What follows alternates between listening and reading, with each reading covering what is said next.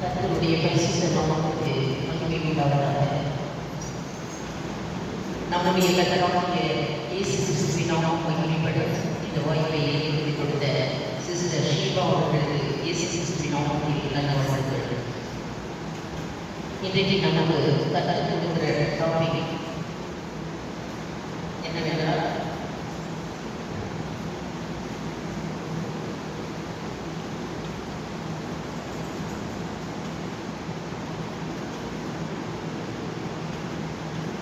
நாம் ஆராதிக்கிற தேவனுடைய நாமம் பயங்கரமான நாமம். பயங்கரமான நாமத்திற்கு பயப்படுவது, இதுதான் கர்த்தர் நமக்கு கொடுக்கிற டாபிக்காக இருக்கிறது. உபாகமம் 28:5-8 வசனம், you may fear this fearful name. நாம் ஆராதிக்கிற தேவனுடைய நாமம் பயங்கரமான நாமம். அந்த நாமத்திற்கு நீ பயப்படுவது. படிக்கும் 28:57.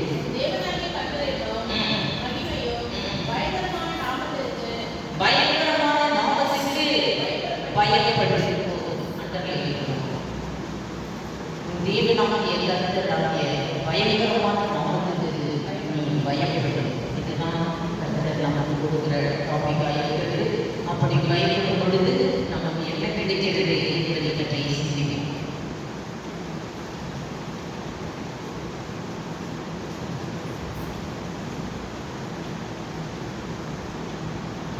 எல்லாருக்கும் தெரியும், சிலுவையில் எத்தனை வார்த்தை அவர் பேசினார் என்றால் 7 வார்த்தை அவர் பேசினார்.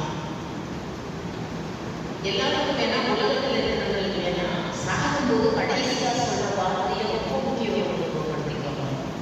சாகும்போது சொன்னாங்க கடைசி வார்த்தை வருது. எப்போதுமே எதிர்ப்புகளை நான் சொல்லுவாங்க கடைசியாக சொன்னாங்க. ஆனா மனிதர்களுக்கு வேணா சாகும்போது கடைசியா சொல்ற வார்த்தை முக்கியம் நினைப்போம். ஆனா நாம் சேவிக்கிற ஆண்டவர் சிலுவையில் சாகிறதுக்கு முன்னாடி சொல்ற வார்த்தை தான். அதை ரொம்ப முக்கியப்படுத்தி அதை இன்றைக்கு பேசிக் கொண்டிருக்கிறார்கள். ஆனால் நம் ஆண்டவர் எப்படிப்பட்டவர்? 1 தீமோத்தேயு 6:16 அவர் சாகாமையுடையவர், அவர் ஒருவரால் சாகாமையுடையவரை கொண்டு வருகிறோம். ஆதலால் அவர் பேசின எல்லா வார்த்தையுமே முக்கியப்படுத்த வேண்டும்.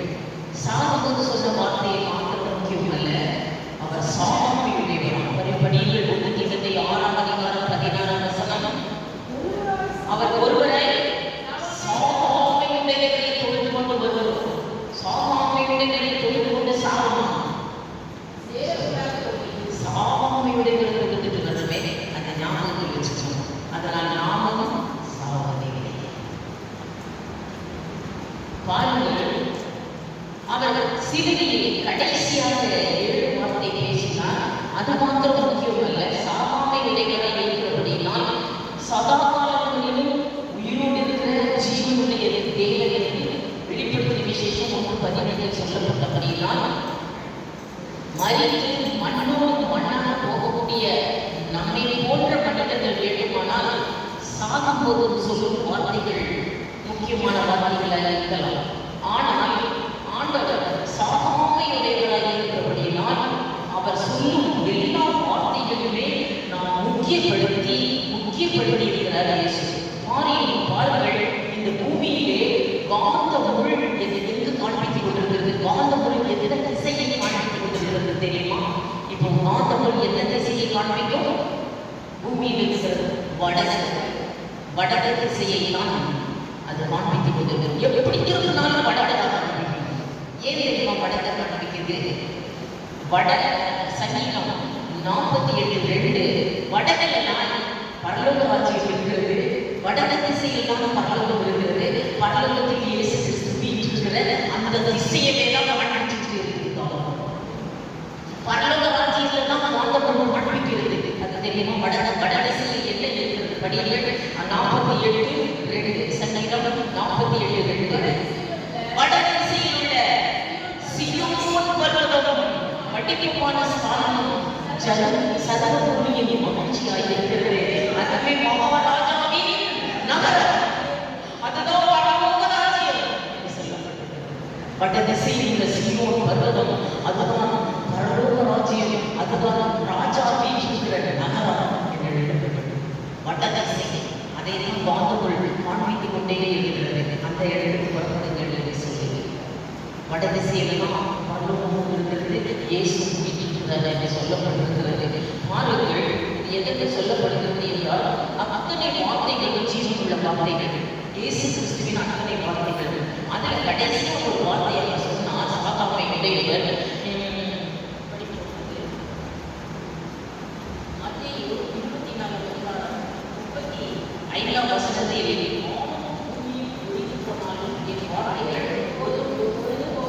ஒடுங்கி போவதில்லை என்று சொன்னார். கடைசி 7 வார்த்தையில ஒரு வார்த்தை சொல்லுகிறார், பிதாவே உன் கையில் என் ஆவியை ஒப்புக் கொடுக்கிறேன் என்று சொல்லுங்கள். 7 வார்த்தையில் அது வருது. அது ஒரு சபையில, சிஎஸ்சி சபையில அந்த வார்த்தையை பேசும்படி தேவன் என்று அருள் செய்கிறார். 7 வார்த்தையில எந்த வார்த்தை பேசுறீங்க அப்படின்னு சொல்லி கேட்டாங்க. ஒவ்வொரு சபையிலும் ஒவ்வொரு வார்த்தை சொன்னேன்.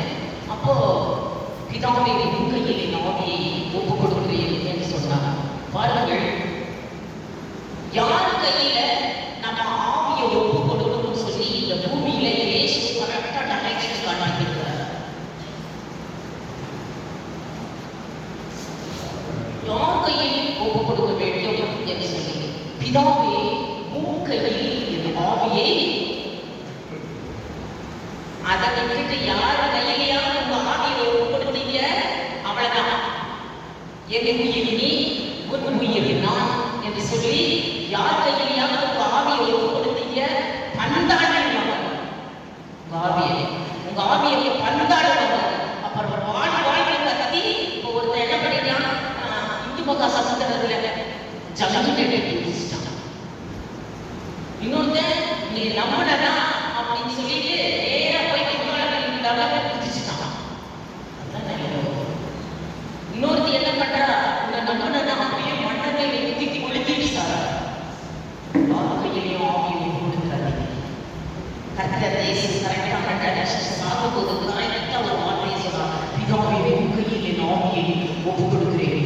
அந்த ஆவியை பிதாவின் கையில் நீ பறித்துக் கொண்டது ஒருவராலும் முடியாது, ஒருவராலும் பறிக்க முடியாது. நம்ம ஆவி மாத்திரமாக என்ன நடந்தது, பிதாவின் கையில் ஆவியை கொடுத்த உடனே என்ன நடக்கிறது என்பதை நான் உங்களுக்கு சொல்ல நேரம் இருக்கிறது. பிதாவை உன் கையில் என் ஆவியை ஒப்புக் கொடுக்கிறேன் என்று சொன்ன உடனே மரணத்துக்கும் அவருக்கும் உள்ள தொடர்பு முற்றிலும் மறந்து போய்விடும். உனக்கும் மரணத்துக்கும் இருக்கிற தொடர்பு முற்றிலும் மறந்து போகும். பாருங்கள், மரண தொடர்பை அங்கு அறுந்து போகிறது என்று பார்க்கிறோம். பாருங்கள், இயேசு உடனே பரலோக தொடர்பு அங்கு ஆரம்பிக்கிறது. உன் கையில் என் ஆவியை ஒப்புக் கொடுக்கிறேன் என்று சொன்ன உடனே அவர் மகாசத்தமாய் பெற்று ஜீவனை விட்டார். ஜீவனை விட்ட உடனே என்ன நடக்கிறது, பரலோக தொடர்பு ஆரம்பிக்கிறது.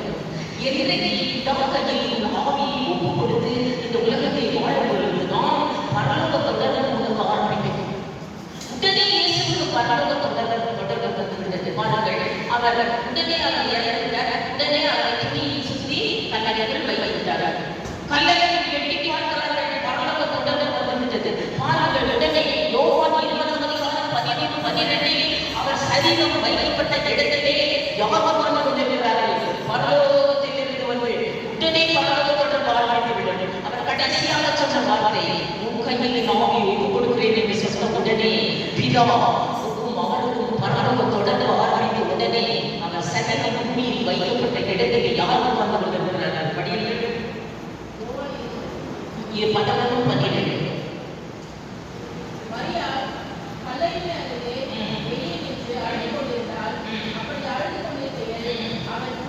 அவள் கல்லறைக்குள் பார்த்தபோது இயேசுவின் சரீரம் வைக்கப்பட்ட இடத்திலே தலைமாட்டில் ஒருவனும் கால்மாட்டில் ஒருவனும் உட்கார்ந்திருக்கிறதை பார்த்தார். 2 தூதர்கள் உயிரோடு இருக்கும் வரை நம்ம ஒரு தூதர் தான் வரலாம். நம்ம செத்த பிறகு 2 தூதர்கள் வரலாம். இயேசுக்கு நடந்ததே தான் நமக்கு நடக்கும், வேற ஒன்றும் மாறாது. நாம் உயிரோடு இருக்கும் நாளெல்லாம் 91 சங்கத்தில் சொல்லப்பட்டிருக்கிறது, உன் பாதம் கல்லில் இடராதபடி தூதர்கள் உன்னை கையில் ஏற்றி கொண்டு போவார்கள். உயிரோடு இருக்கும் வரை நமக்கு ஒரு தூதர்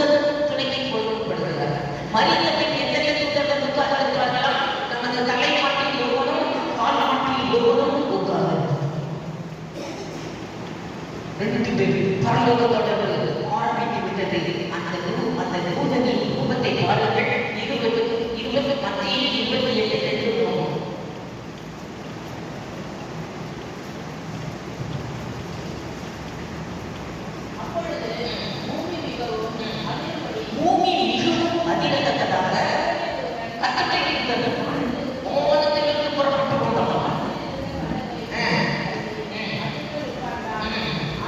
அவனுடைய ரூபம் கண்டறியப்பட்டார். மின்னலின் தோற்றமாக இருந்தது. அவனுடைய வஸ்திரம் உறைந்த மழையின் போல இருந்தது. அவன் ரூபம் எப்படி இருந்தது? மின்னல் பார்க்க முடியுமா? பரலோகத்தோட மின்னல் மாதிரி அவர் சரீரம் வைக்கப்பட்ட இடத்திலே மின்னல் போல இருந்தது. பரலோகத்தோட ஆரம்பித்து விட்டது. பாருங்கள், இயேசு செத்துட்டாதான் தூதன் புறப்பட்டு வரணும். நம்மெல்லாம் செத்துட்டா யாருமே வரமாட்டாங்க. அப்படிதான் நினைக்கிறோம். பாருங்கள், பிச்சைக்காரன் செத்து போனான். இந்த உலகத்திலே ஐஸ்வர்யாவில் ஆசிரியர் ஒரு மனிதன் இருந்தான். அந்த லாசரு அவன் அந்த பூமியிலே டெசிக்னேஷன் என்ன தெரியுமா? அவன் என்ன தொழில் செய்து கொண்டிருந்தான்? அவனுடைய டெசிக்னேஷன் என்ன? 16ஆம் அதிகாரம் 19 16ஆம் அதிகாரம் 19, 20, 22 படிப்போம். அவன் இந்த பூமியிலே அவன் டெசிக்னேஷன் என்ன தெரியுமா? பிச்சை எடுத்துக் கொண்டிருந்தான்.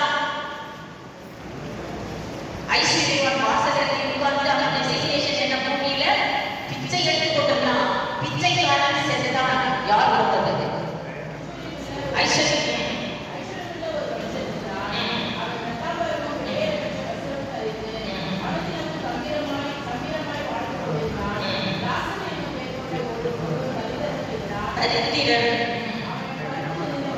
அவன் ஐஸ்வர்யம் வாசகத்தை பிச்சை எடுத்துக் கொண்டிருந்தான். இதுதான் டெசிக்னேஷன். அவன் மரிக்கிறான். மரித்த உடனே 20ஆம் வசனம் 22ஆம் வசனம். மரித்த உடனே யார் வருகிறார்கள்? ஐஸ்வர்யமான் மரித்தார். யாருமே வரவில்லை. ஒருவேளை வெளியே வந்திருக்கலாம். ஐஸ்வர்யமான் மரித்தான். எங்க தூக்கிட்டு வச்சோ தெரியல. ஆனா லாசர் மரித்தான். பிச்சைக்காரன் மரித்தான். யார் வந்தது? இயேசுவுக்கு வந்த அதே தூதர்கள் புறப்பட்டு வந்தார்கள். 22 தரித்திரன் மரித்து உடனே உடனே தேவனுக்கு வந்தாங்களா இல்லையா? அவனுக்கு வீடு கூட இல்லை. தெருவில் செத்து கிடக்கிறான். தெருவுக்கு வந்துட்டாங்க. எங்க இருந்தா கூட அவங்க வருவாங்க. பாருங்கள், அவன் தரித்திரன் மரித்து தெய்வ தூதர்களால் ஆபிரகாமின் மடிக்கு கொண்டு போய் விடுகிறார். தேவதூதன் தூக்கிட்டு போறாரு. ஆவியை பிதாவே என் கையில் ஆவியை கொடுக்கிறேன் என்று சொல்லிவிட்டால் உனக்கும் உன்னுடைய ஆவியையும் தெய்வ தூதர்கள் புத்தி கொண்டு பரதேசிக்கு கொண்டு போய் விடுவார்கள் என்பது சத்தியம். யார் கையிலையும் ஆவியை கொடுத்துட்டு சுசாதீங்க. பிதாவின் கையில் நம் ஆவியை நாம் கொடுத்துட்டு ஜாலியா வாழணும். பயப்படவே வேண்டாம். அவனது தரித்திரன் மறித்து தெய்வ தூதர்களால் ஆபிரகாமின் மடியிலே ஒப்புக் கொடுக்கப்பட்டான். கொண்டு போய் அவன் விடப்பட்டான் என்று சொல்லப்படுவது பரதேசி. பரிசுத்தவான்கள் இளைப்பாறுகிற இடம் பரதேசி. அந்த இடத்தில் பரதேசில் என்ன தெரியல. எல்லாருமே ஜீவன் கட்டி இருக்குது. அதை நல்லா ருசிக்கலாம். போயிட்டு ஜீவன் கட்டியை வந்து அந்த தோட்டத்தை விட்டுட்டா அந்த ஆதாம் ஏற்பாடை விட்டு தொடங்கினார்.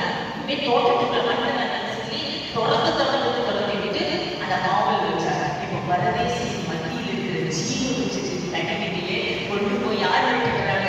தூதன் நம்பிக்கை கொண்டு போய் விடுகிறோம் என்று சொல்லப்பட்டது.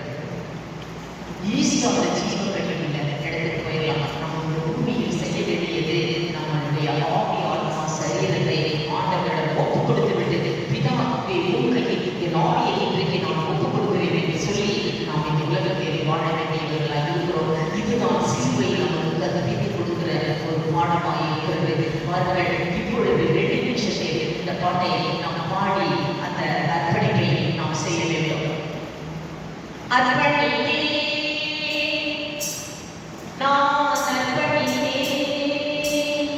என் ஆவி ஆத்மா சரீரம் அர்ப்பணிப்பே அர்ப்பணிப்பே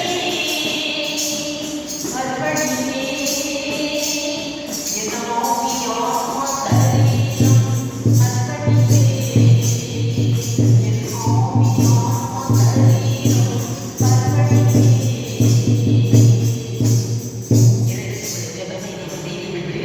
அர்ப்பணிப்பை நாம் தொடர்ந்து செய்வோம். அப்படி ஜெபம் இயேசு கிறிஸ்து பாருங்கள், அப்படி ஆவியை அர்ப்பணித்த உடனே யோசிப்போம். பிதாவின் கையிலிருந்து பறித்துக் கொள்ள ஒருவனாலும் முடியாது என்று சொல்லப்பட்டது. அர்ப்பணிக்கும் பொழுது மாறுகள் மரணத்துல நமக்கு உயிர்த்தெழுதலின் சக்தியை நம்மை இணைத்து விடுகிறார் தேவன் என்று சொல்லப்பட்டிருக்கிறது. உயிர் சக்தியை நாம் மரணத்துக்கும் பாதாளத்துக்குரிய தொடர்பு போய் பாருங்கள், பரலோக தொடர்பு ஆரம்பித்து உயிர் சக்தியில் தேவன் நம்மை நினைத்து விடுகிறார். ரெசரக்ஷன் யுனைடெட் இன் ரெசரக்ஷன் என்று எழுதப்பட்டுள்ளது. உயிர் சக்தியை அப்படியே அழைச்சிடுவார். இயேசு கிறிஸ்துவை அப்படியே உயிர் சக்தியை அழைச்சு விட்டார். அந்த ஆவியை ஒப்பு கொடுத்த உடனே இயேசு கிறிஸ்துவை உயிர் சக்தியை இணைத்த உடனே என்ன நடந்தது?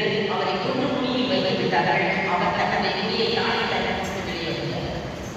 உயிர் சக்தியில் இணைத்து விடுகிறார். இடையே எத்தனை பேருக்கு காண்பிக்கிறார்கள்? எத்தனை பேருக்கு காண்பிக்கிறார்? உயிர் சக்தியில் இணைத்து ஆவிக்குரிய வேலையை உடனே கொடுத்து விடுகிறார். ஒரு 15ஆம் அதிகாரம் 40ஆம் வசனத்தில் அவர் கையில் ஆவியை ஒப்புக் கொடுக்கிறது. உயிர் சக்தியில் இணைக்கப்படுகிறோம் என்று எழுதப்பட்டிருக்கிறது. கிறிஸ்து உயிர் சக்தியில் இணைக்கப்படுகிறது. 15:4 ஆவிக்குரிய சரீரத்துக்குள் நம்மை கொண்டு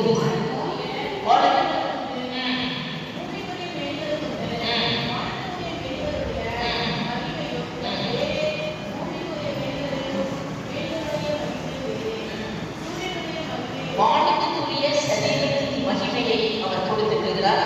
அதுதான் 15:40 மாணவரின் சாயல் என்று எழுதப்பட்டிருக்கிறது. அது மிகவும் சக்தி வாய்ந்தது. அந்த சரீரத்தில் தான் இயேசு கிறிஸ்து காட்சி செய்கிறார். அவரை கொண்டு முடியில் வச்சுட்டா அவர் வீட்டிலேயே எப்படி தெரியும்? அந்த சரீரம் எப்படி அவர் கதை வழியாக தானே நம்ம வரணும். இந்த கதை வழியாக வரலாம். அந்த சரீரம் செவ்வறு வழியாவே வரும், செவ்வறு வழியாவே போயிடும். டக்குனு செவ்வறு வழியாக வரும். தோமாவின் வந்துருச்சு, எல்லாம் வீட்டுக்குள்ள பூட்டிட்டு வீட்டுக்குள்ள வந்து எல்லாரும் வந்துருச்சு. தலையில அடக்கிட்டு எல்லாரும் வீட்டுக்கு வந்துட்டாங்க. வீட்டுக்கு வந்து எல்லா சிசுக்களும் வெளியே பயந்து கதவு ஜன்னலையெல்லாம் சாப்பிட்டு வீட்டுக்கு இருக்கும்போது இயேசு கிறிஸ்து செவ்வறு வழியாக வந்துட்டாரு வீட்டுக்குள்ள. தோமா சொல்லிட்டீங்க வார்த்தை குத்துனாங்க, ஓட்டையெல்லாம் வச்சு வைக்கிறாங்க. ஓட்டைத்தான் நான் நம்புவேன் அப்படின்னு யோசிக்குமா செவ்வறு வழியாக தோமாவே இந்த தொட்டு பாரியா ஓட்டையிருக்காங்க. ஐயோ எப்படி வந்த? செவ்வறு வழியாக வந்துட்டாரு. ஐயோ நான் தொட்டு பார்க்குறேன் அப்படி சொல்லிட்டு உள்ள கையை விட்டோன்னா ஓட்டை இருந்துச்சா. உடனே கத்துனோம், ஏன்னா ஆண்டவரே தேவனை உள்ள டக்குன்னு செவ்வறு வழியாக போயிடுச்சு. அவ்வளோதான், ஆண்டவரே தேவனை எந்த வழியாக போச்சு? இந்த செவ்வறு வழியாக போயிடுச்சு. அந்த சக்திக்குள்ள நம்ம இணைக்கப்படுகிறோம். நம்ம ஆவின் கையில் நம்ம ஆவியை கொடுத்து நம்ம ஆவிக்குரிய வேலையை உடனே கொடுத்து விடுகிறார். எப்போ ஒப்பு கொடுக்குறியோ அப்பவே இந்த பூமியிலேயே கொடுத்து விடுகிறார். இதுதான் ஆவிக்குரிய வேலை என்று சொல்லப்படுகிறது. பாருங்கள், இயேசுவை கல்லறைக்குள் வைத்தார்கள். ஆனால் இவர்கள் கல்லறைக்கு வெளியே பேசிட்டு இருக்கிறார்கள். மரியாதை என்னை பாருங்க சொல்லி அவளோட பூமி நீ எப்ப வெளியே வந்த? நான் எப்போ வந்துட்டேன் பேசுறான். கல்லறைக்குள்ள வச்சா கல்லறைக்கு வெளியே இருக்கிறார். அவர் வெளியே நின்று பேசினார். யோவான் 11:11 வசனத்தில் அவர் கல்லறைக்கு வெளியே நின்று பேசிக் கொண்டிருந்தார். பாருங்கள், மரியாதை சீஷர்கள் கூடி இந்த வீட்டுக்குள்ளேயே போய்விட்டார் என்று சொல்லுகிறார். யோவான் 20:26 யோவான் 20:26 அந்த சரீரம் காட்சி இருந்தது. 20:26 வீட்டுக்குள்ளே இருந்தார். தோமாவும் வீட்டுக்குள்ளே இருந்தான். கதவுகள் இந்த சரீரம் கதவெல்லாம் தேவையில்லை. கதவுகள் பூட்டப்பட்டிருந்தது. இயேசு நடுவே சமாதானம் பார்த்தியா? அந்த சரீரத்தை நமக்கு கொடுத்து விடுவார். வீட்டு பூட்டி எல்லாருக்கும் இந்த உலகத்திலேயே கிடைக்குமா? இந்த உலகத்திலேயே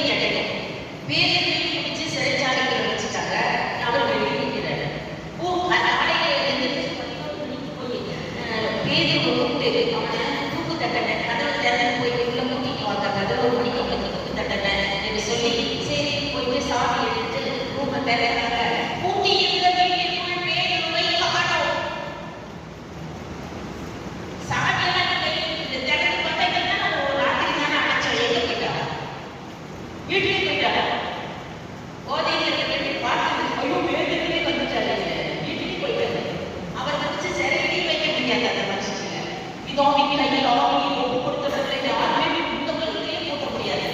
அவர்கள் முதல் காவலை கடக்கும் போது திறக்கலாம், அவர்கள் இரண்டாம் காவலை கடக்கும் போது அதுவும் காணாமல், மூன்றாம் காவலை வெயில் விட்டதிலே இருப்பு கதறனை வந்த போது அது தானா திறக்கலாம். அவங்க பாட்டுக்கு போயிடுவாங்க. இந்த உலகத்திலே சாதக மன்னனே சாபாவினுடைய வேலையை கத்தர் நமக்கு கொடுத்து விடுகிறார்.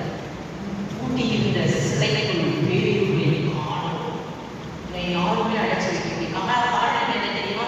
ஆவிக்குரிய வேலையில தான் போராடுவாங்க. அவர் கையில் ஆவியும் இயேசு கிறிஸ்து எதை பண்ணாங்கல்ல, அப்போ போமா கத்தர என் ஆண்டவனே என் தேவனே 20-26 என்னன்னு சொல்ல என்ன கத்தல தோமா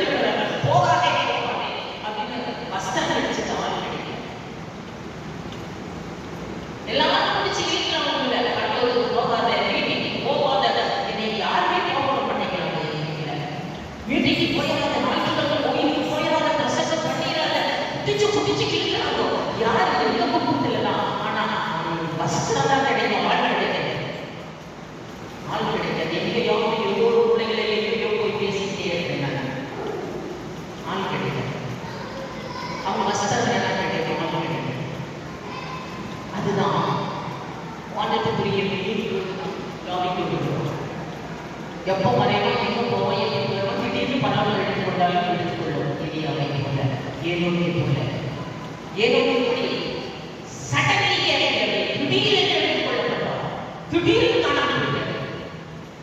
அதுபோல திடீர்னு அவங்க காணாமல் போயிட்டோம். யார் காணாமல் போவாங்க? நாவை கையில் நாவை கொடுக்கிறேன் என்று சொந்தமாக அப்படி சொந்தங்கள் மனுஷனுக்கு தன்னாமியை கொடுத்து கொடுக்கிறேன். எனக்கு தெரியும் ஹாஸ்டல் இருந்து இந்த ஹாஸ்டலில் என் பக்கத்து நாட்டில் இருக்கிற ஒரு பொண்ணு அவங்க ஒரு நாள் ஹாஸ்டல் வேப்பேரி ஹாஸ்டலில் பக்கத்து நாட்டில் இருக்கிற பொண்ணு தேவையை பொண்ணு அந்த பொண்ணு கூசி நீதி புறப்படையில ஒரு இடத்துக்கு போகலாம் இன்னைக்கு எங்கே போகலாம் எங்கே ஒரு இடத்துக்கு போகலாம் இன்னைக்கு கண்டிப்பாக போகலாம் வரேன்னு சொல்லி சரி வரேன் எங்கே சொல்லி கல்லறைக்கு போகலாம். எல்லாரும் எங்கேயும் கூப்பிடுவாங்க கல்லறைக்கு கூப்பிடுறேன் எழுதி கூப்பிட்ட கல்லறை எங்கள் அப்பாவும் செத்து போச்சு எங்கள் அப்பாவும் செத்து போச்சு 2 பேர் செத்து போயிட்டாங்க. கல்லறை போய் பார்த்துட்டு போகிறாங்க. எனக்கு கல்லறைன்னா ரொம்ப பயம். ஆனாலும் சரி கல்லறை எடுத்து போகிறேன். ஆனால் எங்கள் அப்பா அம்மா 2 பேரும் செத்து போயிட்டாங்க. எப்படி செத்தாங்க சொல்லுங்க, எப்படி செத்தாங்க 2 பேரும் எப்படி ஒரே நாளில் செத்தாங்க அதான் சொல்லு. அது சொல்லட்டுமா கதையை? சரி சொல்லு. அது 2 பேருக்கு 2 மாலை வச்சுக்கேன், அது போய் கூப்பிட்டு வரலாம் வா. சரி வரேன். எப்படி செத்தாங்கிற கதையை சொல்லு. ஒன்றும் எங்கள் அப்பா மேலே எங்கள் அம்மா உயிர் வச்சுருச்சு. என்ன நீ கீழே போய் வச்ச உயிர் அப்பா மேல அம்மா உயிரே வச்சிருச்சு. எங்க அம்மா இப்பதான் தெரியுது அதோட எனக்கு அப்பா சொல்லும் போது எனக்கு தெரியல, இப்ப தெரியுது. உயிர் உயிர் எங்க அப்பாவோட உயிர் எங்க அம்மாவுக்கு. அதனால உயிர் உயிர் போல நேசிச்சு இருந்துச்சா. ஒரு நாள் எங்க அப்பா கொல்லத்துல வேலை செஞ்சிருந்தார். விவசாயம் வேலை செய்யும் போது திடீர்னு ஆட்டத்தை வந்துருச்சு எங்க அப்பாவுக்கு. அந்த கொல்லத்திலேயே செத்து போயிட்டாரு. உடனே அந்த இன்ஃபர்மேஷனை கடற்பட்டு ஒரு ஆள் வந்தாங்க கொல்லத்துல இருந்து. அவர் வந்துட்டு நேர தம்மா வீட்டில் உட்காந்துட்டு இருந்துச்சான். தம்மாவில் வந்து கொல்லதான்னு சொல்றாங்க, ஐயா செத்துட்டாரு அப்படின்னு அப்படியே அந்த இடத்துல செத்துருச்சாங்க. ஏன்னா உயிர் வச்சுக்கல, யாரும் உயிர் வச்சாங்க. அவங்க செத்தா நீ செத்துருக்க, நீங்க செத்தா அவங்க சாவாங்க. ஏன்னா உயிர் தோழர்கள் இல்லை, உயிரை முடிச்சுட்டு தான் விடுவாங்க. உயிர் தோழர்கள் என்ன செய்வாங்க, உயிரையே முடிச்சுட்டு தான் விடுவாங்க. அதனால நம்ம சொல்றோம் அப்படியா அப்படின்னு சாதாரணமாகவும் செஞ்சிருச்சோம். அதனால ரெண்டு பேரும் ஒரே சபைப்பட்டி வச்சு ரெண்டு பேரையும் கல்லறையை செஞ்சிருச்சுங்களா. இங்கே செஞ்சிருந்தாங்க இப்படி ஒரு கல்லறை, இப்படி ஒரு கல்லறை நேராக நிற்க வச்சு ஸ்கூல் போட்டு ஏறி மாலை போட்டா ரெண்டு பேர் கல்யாணம் மாலை இப்படியோ மாலை போய் பார்த்துக்கிட்டே இப்பெல்லாம் கேமரா இப்பெல்லாம். அதனால நீங்க எனக்கு பிடிச்சிருக்கோம் போட்டோ.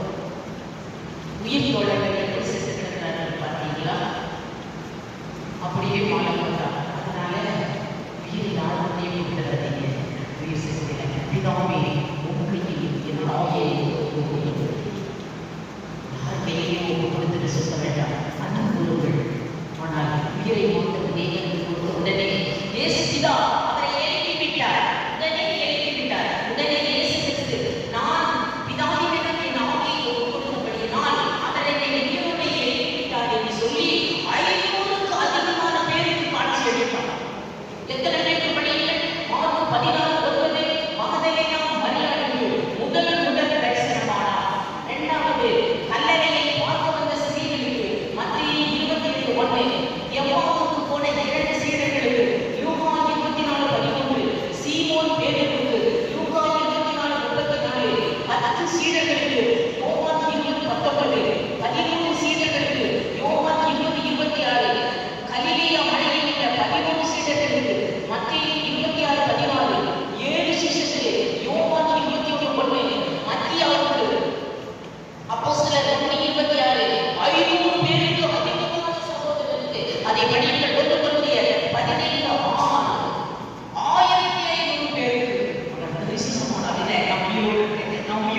1500 பேருக்கு படியுங்கள்.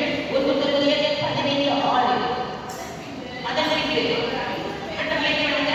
அதன் பின்பு அவர் 500க்கு அதிகமான பேருக்கு தரிசனமானார்.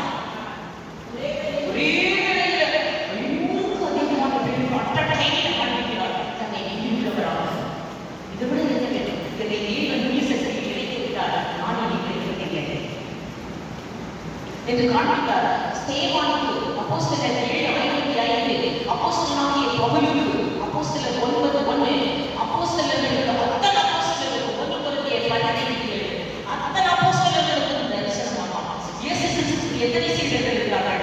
70 சீடர்கள் இருக்கிறார்கள், 12 சீடர்கள் இருக்கிறார்கள், 120 சீடர்கள் இருக்கிறார்கள். அத்தனை சீடர்களுக்கும் அட்டை தரிசனமானார் என்று எழுதியிருக்கிறது.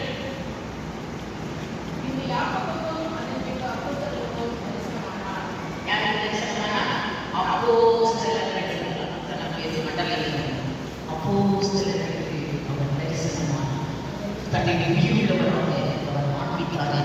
யோவானுக்கு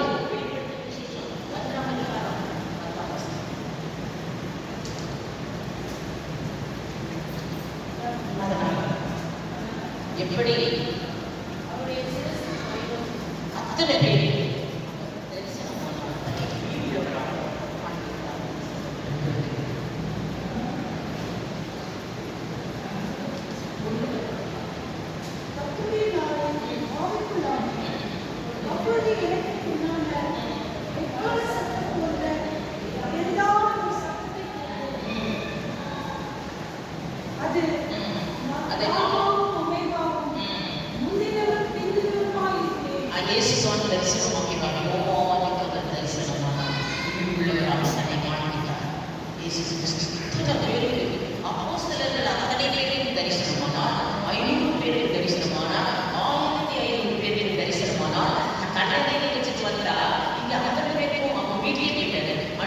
பரிசுத்தவான்கள் எல்லாம் அவங்க வீட்டிலே போயிட்டாங்க, போய் தரிசனம்.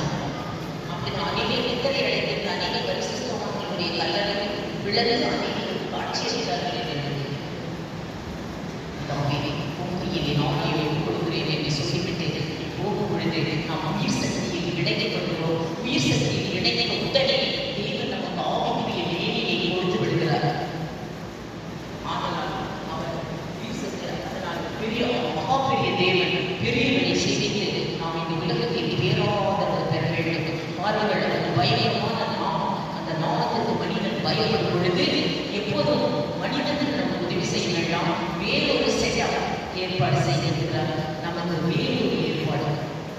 அவருடைய பயங்கரமான நாமத்திற்கு நீ பயப்படுவாயானால் இந்த உலகத்துல யாரும் நமக்கு ஆதரவாக இருப்பார்கள் என்று, இந்த உலகமே உனக்கு ஆதரவாக இருக்கும் என்று சொல்லப்பட்டிருக்கிறது. உபாகமம் 28ஆம் அதிகாரம் 1-14 வரை படிக்கும் பொழுது இந்த பயங்கரமான நாமத்திற்கு பயப்படுவாயானால் நீ உயிரோடு இருக்கும் வரை உனக்கு என்னென்ன ஆசீர்வாதங்கள் நல்கும் என்று 1-14 வசனம் அங்கு குறிப்பிட்டு கொடுக்கப்பட்டிருக்கிறது. என்னென்ன யாரால் உனக்கு ஆதரவாக இருப்பார்கள்? மனுஷர்களுக்கு போய் ஆதரவு கேட்க வேண்டாம், மனுஷர்களிடம் போய் பணத்தை எதிர்பார்க்க வேண்டாம், மனுஷர்களிடத்தில் எந்த உதவியை எதிர்பார்க்க வேண்டாம். உனக்கு வேறே செட்டாக ஜனம் உனக்கு உதவி செய்ய சொல்லப்பட்டது. படிகள் 28:1-14 வரை.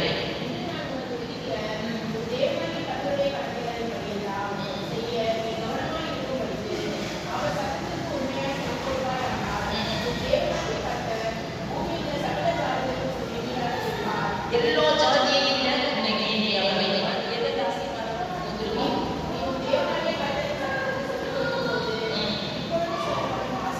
இப்பொழுது சொல்லப்படும் ஆசீர்வாதங்கள் எல்லாம் உனக்கு நீ பட்டணத்திலும் ஆசீர்வதிக்கப்பட்டிருப்பாய், வெளியிலும் ஆசீர்வதிக்கப்பட்டிருப்பாய், நீயும் ஆசீர்வதிக்கப்பட்டிருப்பாய், நீ போகையிலும் ஆசீர்வதிக்கப்பட்டிருப்பாய், நீ வருகையிலும் ஆசீர்வதிக்கப்பட்டிருப்பாய், நீ மாமிசைகிற தொட்டியும் கூட ஆசீர்வதிக்கப்பட்டிருப்போம். என்னென்ன நீ அழகா சாப்பாடு செஞ்சா, உழவு செஞ்சா, சூப்பர் சிஸ்டர். ஐயோ, எப்படி செஞ்சீங்க? நான் செஞ்சேன்னா தக்காளி சட்னி பக்கத்துல இருக்கிற அம்மா என் சட்னி தூக்கிட்டு போயிடுச்சு.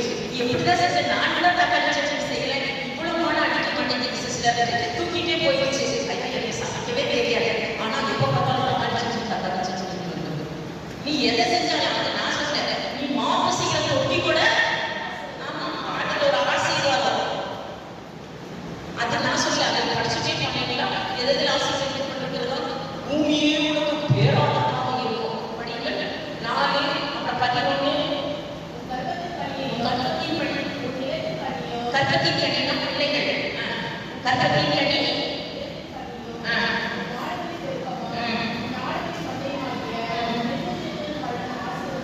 ஆசீர்வதிக்கப்பட்டிருக்கும். ஏற்கனவே உன் கர்த்தத்தின் கனினா பிள்ளைகள் ஆசீர்வதிக்கப்பட்டிருக்கும். நீ போய் கெஞ்ச வேண்டாம், ஆசீர்வதி இல்லை, என் உள்ள முடிக்கிறோம் சொல்லவே வேண்டாம். அது ஆட்டோமேட்டிக்காக உள்ள பைபிள் எடுத்து சுற்றுவோம். இப்போ நான் என் அம்மா அக்காவுக்கு ஆக்சிஜன் நம்ம ஒன்றுமே சொல்றது போக வேண்டாம்னு சொல்ல, சர்ச்சுக்கே போகாத, பேசுறதே போகாத, நான் என்ன சொல்றது சொல்றதே இல்லை. ஆனால் ஆட்டோமேட்டிக்காக ஆசீர்வதிக்கப்பட்டிருக்கிறேன். அம்மாவே வந்து ஒரு சர்ச்சில் பேசிட்டு என்னென்ன எங்களோட சின்ன மகோ தமிழ்நாட்டிலேயே பழகலாம் என்னையே யாராவது தூண்டி விடுறாங்களா? ஆட்டோமேட்டிக்காக பிள்ளைகளை என்ன படுகிறாங்க? ஆசீர்வதிக்கப்பட்டிருக்கிறாங்க. இங்கே நிற்பேன், இல்லைன்னா சிபிசிசியில் நிற்பேன், இல்லைன்னா இசிஐயில் நிற்பேன். ஆட்டோமேட்டிக்காக என்ன ஆகுது? ஆசீர்வதிக்கப்பட்டிருக்கிறது. யாரும் சொல்லுறாங்க? ஆட்டோமேட்டிக்காக பிள்ளைகள் ஆட்டோமேட்டிக்காக ஆசீர்வதிக்கப்பட்டிருப்பாங்க. நீ பயங்கரமான நாமத்துக்கு பயப்படும் போது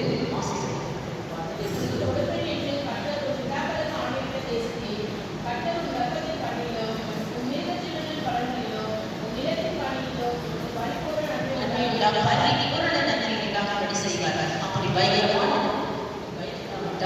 பூமியை இருப்பாக மாறி சாபமும் சஞ்சலத்தையும் சொல்லப்பட்டிருக்கிறது. பாருங்கள், இந்த உலகத்தை தான் தேவன் நமக்கு ஆதரவாக வைத்திருக்கிறார். பூமியை தான் அவர் ஆதரவாக வைத்திருக்கிறாரே தவிர பணத்தையோ பொருளையோ புருஷனையோ மனைவியையோ பிள்ளைகளையோ சொந்தங்களையோ நமக்கு ஆதரவாக வைக்கவில்லை. யாருக்கு தன் ஆவியை கொடுத்த பிள்ளைகளுக்கு மாத்திரம் தான் சொல்றேன். அவர்களுக்கு பூமியை பேராதரவாக இருக்கும் என்று சொல்லி பாருங்கள்.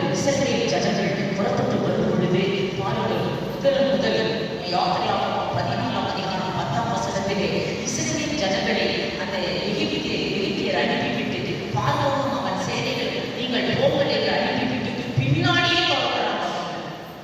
என்ன ரகத்தை எடுத்துக்கொண்டு ஈட்டியை எடுத்துக்கொண்டு அவர்களை குத்தி போட பின்னாடியே துரத்தி கொண்டு வருகிறார்கள். பின்னாடியே துரத்தி கொண்டு வரும்போது இந்த 15 லட்சம் ஜனமும் ஓடுகிறார்கள். வனாந்தரத்துல அப்படி ஓடும்போது திடீர்னு செங்கடல் இருக்குது.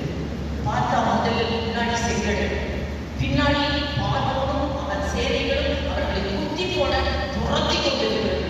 வலப்பக்கம் ஒரு பெரிய மலை, இடப்பக்கம் ஒரு பெரிய மலை, நடுப்புற மாட்டிக்கிறாங்க. இஸ்ரவேலில் திரும்பி பார்த்தா அத்தனை கத்தி வராங்க. இஸ்ரவேலில் வல்லறிந்தவர்கள் அத்தனை 15 லட்சம் ஜனங்கள் மோசேயை பார்த்து அலறினவர்கள். வலப்பக்கமும் போக முடியல, இடப்பக்கமும் போக முடியல, முன்னாடியும் போக முடியல, கடல் பின்னாடியும் யுத்தத்தை வர்றாங்க. இப்படி மாட்டிக்கிட்டாங்க பாருங்க. அப்ப யாரு ஆதரவாக இருந்தது? படியுங்கள். யாத்திரையாகமம் 14ஆம் அதிகாரம் 14ஆம் வசனம்.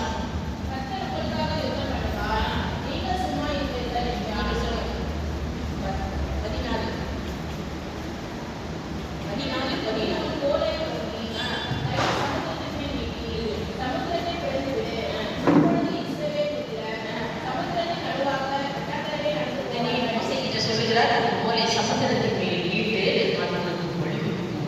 யார் வழி கொடுக்கிறது? மனுஷரா? சமுத்திரம் உனக்கு வழி கொடுக்கும். நீ சூப்பரா போலாம்.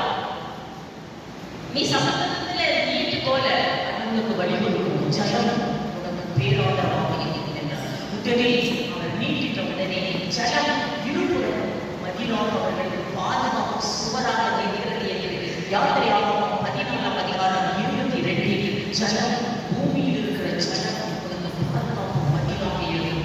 நான் பீச்சுக்கு போவதெல்லாம் நினைக்கிறேன். இதெல்லாம் என்ன பார்க்குறீங்களோ தெரியல, அது எனக்கு ஞாபகம் வரும். இந்த ஜலம் தான் பாதுகாப்பாக இருக்கிறது. அந்த மோசையும் அதே போல நமக்கும் இந்த ஜலம் பாதுகாப்பாக இருக்கும் என்று நினைக்கிறது. பாருங்கள், ஜலம் எப்படி நீங்கள்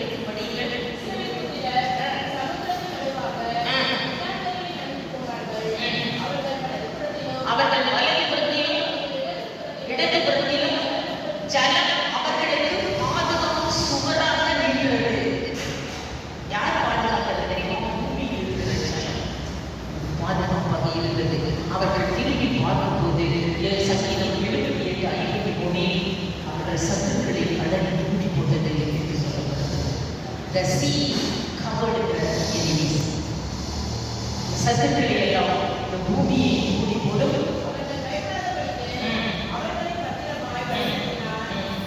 அவர்கள் சத்துருக்களை கடல் மூடி போட்டது. They sank as lead in the mighty water என்று எழுதப்பட்டிருக்கிறது. அப்படியே கடலில் உள்ளவர்கள் மூழ்கி போனார்கள் என்று சொல்லப்பட்டிருக்கிறது. இரண்டாவது பாருங்கள், இஸ்ரவேல் ஜனங்களுக்கு பாலைவனத்தில் ஒரு பராமரிப்பு கிடைக்கிறது. பாலைவனத்தில் கடலில் இஸ்ரவேலின் மதியாகின்றது. அந்த ஜனங்களுக்கு சாப்பாடு யார் கொடுத்தது என்று சொல்லப்படுகிறது. வானம் அவர்களுக்கு ஆகாரம் கொடுத்தது. வானமும் பூமியும் தான் உங்களுக்கு செப்படி இருக்கிற உங்களுக்கு பாதுகாப்புக்காக சாப்பாடு எங்களுக்கு வந்துச்சு. வானத்தில் இருந்து யாத்திரையாகமம் 14ஆம் அதிகாரம் 22 வானம் உனக்கு பேரான பூமியின் அதாவது பூமியின் பாதுகாப்பு நிற்குமானால் வானம் பாதுகாப்பு, வானம் பாதுகாப்பு நிற்குமானால் பூமி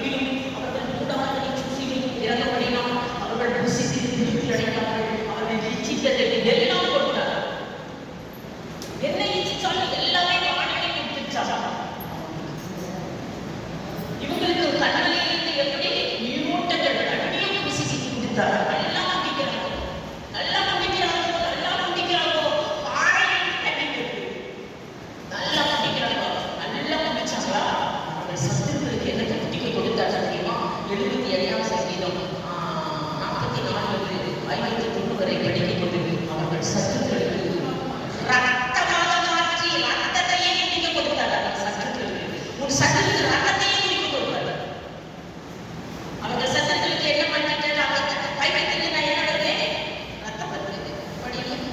அவங்க தண்ணியை என்ன மாட்டாங்க? ரத்தமாக மாற்றி ஜலத்தை குடிக்க கூடாது அப்படி செய்தாரா? ரத்தத்தையே குடிக்க சென்றார்.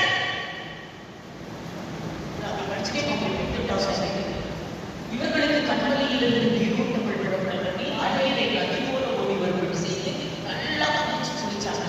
அவர்கள் சத்துருக்களுடைய தண்ணீரை எல்லாம் ரத்தமாக மாற்றி ரத்தத்தையே குடித்து சென்றார்கள். அதனால படிச்சுட்டு பார்த்தீங்கன்னா அவர்கள் விளைச்சலை எல்லாம் கண்மலையை வெட்டித்து கட்டளையிட்டார்கள். தூதர்கள் சமகால தூதர்கள் வந்து அவர்களை எல்லாம் கொண்டு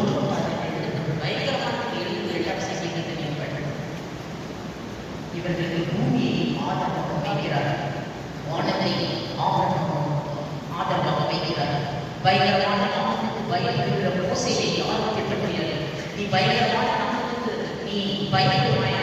யாருமே திட்ட முடியாது. மோசையை போய் இருக்கிறார்கள்.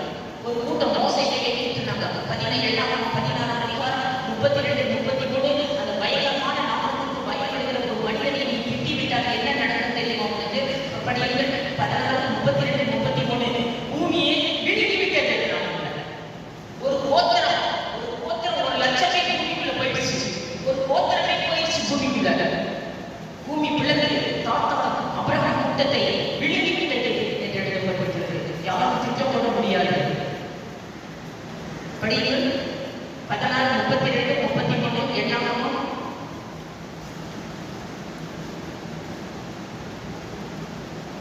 எண்ணாம 16 அதிகாரம் 32 33 பூமி அந்த கூட்டத்தை விழுங்கி விட்டது என்று எழுதப்பட்டிருக்கிறது. திட்டினது 16 அதிகாரம் 3 என்னென்ன திட்டினாங்க மோசேயை? 16:3 என்னென்ன திட்டுறாங்க மோசேயை?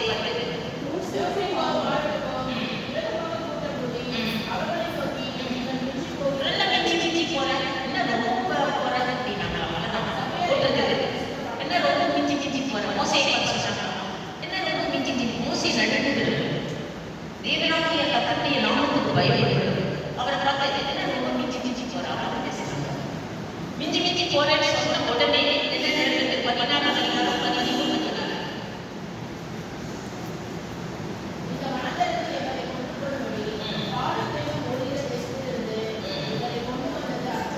16 அதிகாரம் 32 33 பூமி தன் வாயை இழந்து அவர்களையும் அவர்கள் உடமைகளையும் அவர்கள் பிள்ளைகளையும் அவர்களுடைய வீடுகளையும் அவர்கள் ஆடுகளையும் மாடுகளையும் அவர்களையும் அத்தனையையும் விழுங்கிவிட்டு நமக்கு தெரியாதுல்ல. நம்ம கொஞ்சம் யோசிச்சு திட்டுங்க. ஏன்னா அவங்க தேவனாகிய கர்த்தருக்கு பயப்படுகிறவர்களாக அந்த பூமிக்கு காலி உன்னை விழுங்கி எந்த ஆக்சிடென்ட்ல போய் மாட்ட முடியாது தெரியாது. அதனால யாரையும் செய்யறாங்க பரிசுத்தவான்கள் முக்கியமான எல்லாம் பூமி பண்றாங்க. மோசையையும் ஆரோனையும் எழுதினாங்க. அவ்வளவுதான் பூமி விழுங்கி விட்டது எழுதப்பட்டிருக்கிறது. இன்னொருத்தர் திட்டினாங்க மோசையை மிரியம் திட்டுன ஒன்ன கஷ்டம் வந்துருச்சு ஆட்டோமேட்டிக்காக. அதனால எனக்கு தேவனாகிய கர்த்தருக்கு பயப்படுறவங்களா இல்லையான்னு தெரியாம நம்ம போய் திட்டோம்னா நம்மளோட பூமி விழுங்கிடும். அதனால நம்ம என்ன செய்யலாம்? இப்போ இந்த யாரையுமே திட்ட வேண்டாம். யாரும் யாரையுமே என்ன செய்ய வேண்டாம்? திட்ட வேண்டாம். ஏன்னா அவங்க நடக்கிறவங்களால நடக்கிறவங்களால தான் நம்ம சொல்றோம். நம்மளை பற்றி என்ன செய்யணும்? அதனால பாருங்கள் திட்டின உடனே அவர் கொள்ளிவாய் சத்தங்களை அனுப்பி அவர்களை கொண்டார் என்று சொல்லப்பட்டிருக்கிறது. ground split apart under David and the earth opened its mouth and swallowed David என்று சொல்லப்பட்டிருக்கிறது. The earth closed over David என்று சொல்லப்பட்டிருக்கிறது. அதனால் அவருடைய பயப்படுகிறது இந்த பூமி பேரானதாகியது. இன்னொன்று சொல்லப்பட்டதுன்னா எனக்கு நேரம் இருக்கிறது. அவருடைய பயங்கரமான நாமத்துக்கு பயப்பட்டபடியினால் வானம் ஆதரவாக இருந்தது. எலியாவுக்கு சொல்லப்பட்டிருக்கிறது. எலியாவுக்கு வானம் ஆதரவாக இருந்தது. யூகா 4 அதிகாரம் 25 பஞ்சம் வந்து விட்டது. அந்த பஞ்சத்திலே வானம் ஆதரவாக இருந்தது என்று சொல்லப்பட்டிருக்கிறது. பயங்கரமான பஞ்சம். அந்த இடத்திலே 1 ரோஜாக்கள் 19ஆம் அதிகாரம் 5ஆம் வசனத்திலே ஒரு சூறை செடியின் கீழ் படுத்துக் கொண்டு அவர் நித்திரையாய் இருக்கிறார் என்று எழுதப்பட்டிருக்கிறது. படிக்கிறீர்கள்? 1 ராஜாக்கள் 19ஆம் அதிகாரம் 5ஆம் வசனத்திலே சூறை செடியின் கீழ் படுத்துக் கொண்டு அந்த பயங்கர பஞ்சத்திலே அவர் நித்திரை பண்ணிக் கொண்டிருந்தார். 1 ராஜாக்கள் 19:5 அந்த இடத்திலே வானத்திலிருந்து அவருக்கு ஒரு ஆதரவு கிடைக்கிறது. பாருங்கள், வானத்திலிருந்து படுத்துக்கொண்டு நித்திரை பண்ணினான் போதும் 19:5 வானத்திலிருந்து ஒரு ஆதரவு வருகிறது. எங்க வானத்திலேயே சாப்பாடு ஆக்கி கொண்டு வர்றாங்க. டிஃபன் பாக்ஸ்ல போட்டுட்டு வானத்திலிருந்தே சாப்பாடு. சிலருக்கு என்ன தெரியுமா கஷ்டம்? ஒண்ணுமே கஷ்டம் இருக்காது. நல்லா இருப்பாங்க. நான் சிலரை பார்த்துட்டேன், ரொம்ப நல்லா என்னங்க சிஸ்டர் இது சாப்பிட்டியான்னு கேட்கவே சிஸ்டர், சாப்பிட்டியான்னு கேட்கலையும் அதெல்லாம் கவலைப்பட வேண்டாம். இங்க பாரு, சாப்பிட்டியான்னு யார் கேட்கிறாரு தெரியுமா? யூத வந்து தட்டி எழுப்பி சாப்பிட்டு கொண்டாந்து இருக்கிற சாப்பாடு சிஸ்டர் படியில் பெரிய சாப்பாடு ஆச்சு. டிஃபன் பாக்ஸ் கையோட சாப்பாடோட வருது வானத்தில் இருந்து. பாருங்கள், 1 ரோஜாக்கள் 19:5 கர்த்தருடைய வானத்திலிருந்து வந்து தலையில் சுடப்பட்ட ஒரு அடையும் ஒரு பாத்திரத்தில் மினரல் பாட்டிலையும் எடுத்துட்டு வர்றாரு. எழுந்திருந்து போஜனம் பண்ணு என்று சொல்லுகிறோம். 16ஆம் வசனம், எழுந்திருந்து போஜனம் பண்ணு என்று தட்டி எழுப்பி அவனை சாப்பிட வைக்கலாம். அவன் விழித்து பார்க்கும் போது ஒரு கலரில் சுடப்பட்ட அடையும் பாத்திரத்தில் தண்ணீரும் வைக்கப்பட்டிருந்தது. அவன் குடித்து ருசித்து குடித்தவன் என்று எழுதப்பட்டிருந்தது. பாருங்கள், வானம் அடைகிறார், பூமி ஆதரவாக இருக்கும். பூமியில் ஆதரவு அடைந்தால் வானம் ஆதரவாயிருக்கும். அவன் சமைத்த சாப்பாட்டை எடுத்துக்கொண்டு எப்படி வந்தான் அவன்? பாருங்கள், 19:5 ஆண்டவர் என்ன செய்யறாரு? பூத கையை தந்துடுறாரு, கொண்டு போய் கொடுத்துட்டு வா என்று சொல்லுகிறார். மறுபடியும் பஞ்சம் வந்த போது காகத்துக்கு கட்டளையிட்டார். ஒரு காக்கா, ஒரு பேர்ட்ஸ், பறவை கூட சாப்பாடு நீங்க யாரையும் எதிர்பார்க்க வேண்டாம். பறவை பறக்கிறது. காலையில் மாலையில் அவருக்கு அப்பமும் இறைச்சி கொண்டு வந்து கொடுத்தது. ஒரு பறவையை வச்சு கூட பழைய கேட்பாங்க பரிசுத்தமானவர்களுக்கு என்ன பறவை ஆதரவாக இருந்து எழுதப்பட்டிருக்கிறது. இந்த கேலி காப்பட்டையை காகங்களுக்கு கட்டளையிட்டார். 1 ராஜாக்கள் 17:4, 17:3 அது எழுதப்பட்டிருக்கிறது. பறவைகள் அவனுக்கு பராமரிக்கிறது. காகங்கள் அவனுக்கு படிகள் 17:3, 4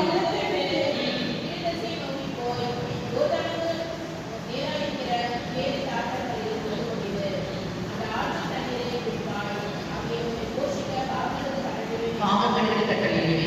அப்படியே பறவை அவனுக்கு அப்பமும் இறைச்சி கொண்டு வந்து கொடுத்தது. அதனால யார் சாப்பிட்டியான்னு பரவாயில்ல, மூணு வச்சு அவர் சாப்பிட்டியா எதிரி பண்ண வேண்டிய பிரயாணம் வெகு தூரம் சாப்பிட்டு என்னங்க சாப்பாடு கொண்டு வந்திருக்கேன் சாப்பிட்டு தண்ணி கொண்டு சொன்னாராம். அப்படி ஒரு பராமரிப்பு. எல்லாரும் இந்த பராமரிப்பு கிடைக்கிறதில்லை. நான் சொன்ன ஒன்றுதான், கையில் ஆவியை கொடுக்கிறேன் என்று சொன்னவர்கள் மாத்திரம் இந்த பராமரிப்பு கிடைக்கும். பூமியும் பராமரிப்பு. பழைய ஏற்பாடு பரிசுத்தமானவர்களுக்கு வானமும் பூமியும் பேராதமாக இருந்தது என்று சொல்லப்பட்டிருக்கிறது. நேரம் குறிக்கப்பட்ட நேரம் முடிந்தபடினால் நான் இதோடு முடிக்கிறேன்.